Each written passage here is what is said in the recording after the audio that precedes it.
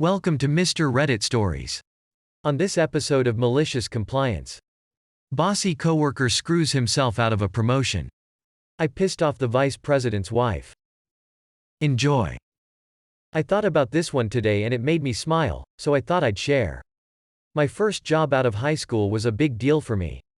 It was a simple data entry job that I took very seriously. I started moving up very quickly. With so many young entry-level employees, turnaround was high, and I guess sticking around made me stand out. I was soaring in that company. Before I knew it, I was a supervisor over a team. In the department I was in, there was only one other supervisor. We worked very well together and agreed on almost everything. The two of us made a full training for our department, a department policy sheet, and conducted all direct employee contact. Our department was doing so well that our manager was recruited by another department for a much more lucrative role in the company. The new manager was the nicest man alive, but as an outside hire, he didn't know anything about how we ran things. At the same time as he was getting acquainted with us, the other supervisor went on maternity leave.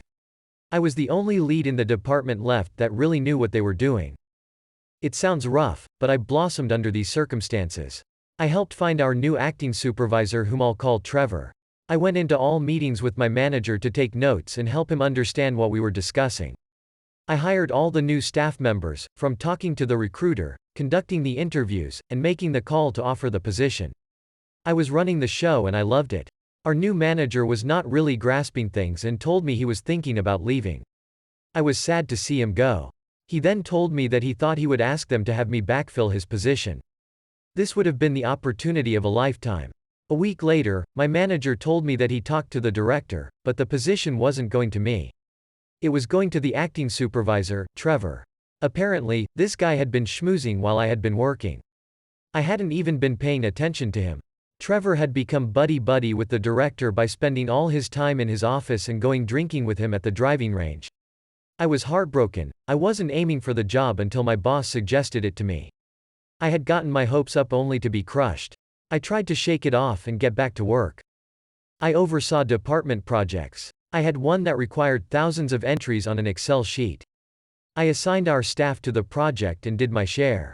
At the end of the day, I had gotten the sheets back from everyone directly under me, but nobody on Trevor's team had emailed me theirs. I went to one of their desks and asked about the project. The person I asked shyly told me that Trevor told her not to do it. When I asked her why he would say that, she told me that he said I wasn't her boss. I was shocked. This is how we had done every project since we had opened the department. What was he thinking telling people not to do it? I could explain the small ways that Trevor constantly was trying to undermine me, or the almost jealous behavior he displayed toward me, but this story is long enough. I'll just say, while shocking, it wasn't out of character for him. I had always been able to keep him from causing damage in the past, and this didn't need to be any different. Then I realized what a golden opportunity this was. I decided to maliciously comply. I just nodded and thanked her for her help. The next day, the director called the manager and supervisors into his office. He asked me why the project wasn't completed the day before. I shrugged and told him I had sent it out to the team like I always do and had even done a chunk of it myself. I looked at Trevor. The look he gave me. He was pale and looked at me as if I was about to sentence him to death.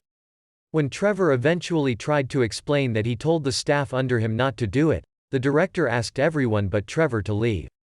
The project had been related to payroll and Trevor had royally screwed over the payroll staff.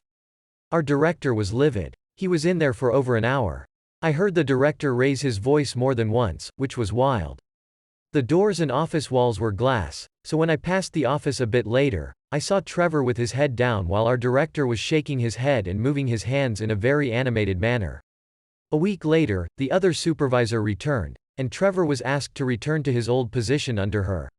I was offered the position of manager soon after, which I gladly accepted. I pissed off the vice president's wife.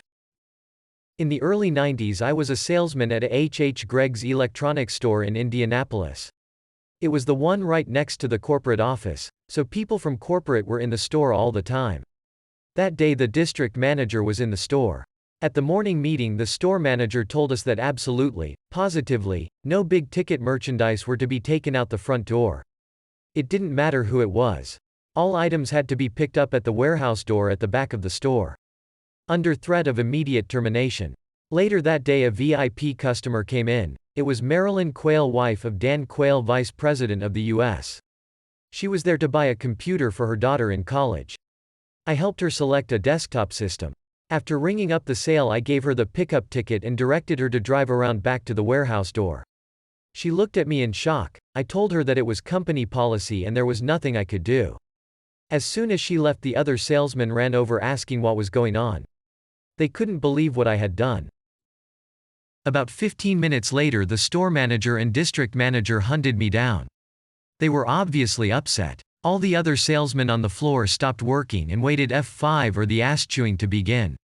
They wanted to know why I hadn't taken it out to the car myself. That treating her like that was terrible service. When they paused for an answer, I simply said I was doing exactly what you told us to do that very morning. I'd treated her like any other customer, because I didn't want to lose my job. As soon as I said that in front of the entire store, I knew my job was safe. They turned around and left without saying another word. Update. I did it to screw with management, not to piss her off. That was a bonus. I could make a whole separate post about how badly management treated us. I might post some other malicious compliance stories about my time there. Thank you for watching. Don't forget to subscribe. If you liked this video, here are more awesome videos for you.